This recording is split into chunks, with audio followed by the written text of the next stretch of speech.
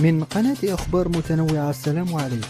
لا تنسوا الاشتراك لتصلكم الفيديوهات اليومية التي نقوم بنشرها على القناة. أكدت مصادر إعلامية موريتانية دخول المدرب القمري أمير عبدو دائرة اهتمامات الاتحادية الجزائرية لكرة القدم فاف السعية لجلبه من أجل خلافة المدرب جمال بالماضي في المنتخب الجزائري. وكشف موقع موريتانيا فوت أن تقني أمير عبدو يعد أحد الأسماء التي تعول هيئة فاف على الظفر بخدماتهم في المرحلة المقبلة من أجل أن يكون خليفة جمال بالماضي. ويراقب الاتحاد الجزائري عن كثب وضعية مدرب موريتانيا الذي قاد كتيبة المرابطين لبلوغ الدور الثاني من نهائية كأس أفريقيا 2023 بعد الفوز المفاجئ على المنتخب الجزائري. وفي حال فشلت فاف في التعاقد مع 3 مدربين آخرين مطروحة أسماؤهم حاليا على طاولة الرئيس وليد سادي، ستدخل في منافسة مع اتحاديات أخرى تخطط لخطف المدرب القمري.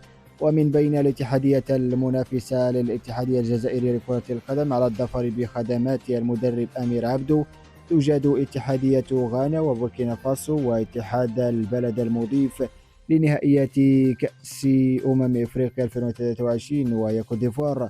وأشرف عبدو على منتخب موريتانيا في 22 مواجهة كانت آخرها مباراة منتخب جزر الرأس الأخضر التي خرج وأشباله إثر صافرتها النهائية من الدور الثمن النهائي لمنافسة كأس أفريقيا بكوت ديفوار.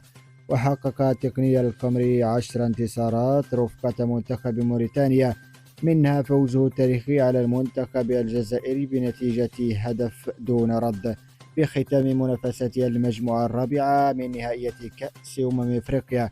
وتعادل منتخب موريتانيا بقيادة مدربه أمير عبدو في 7 مواجهات و7 خسارات أخرى، وحيث سجل خط هجومه 24 هدف وتلقت شباكه 17 هدفا في مجموع 22 مباراة.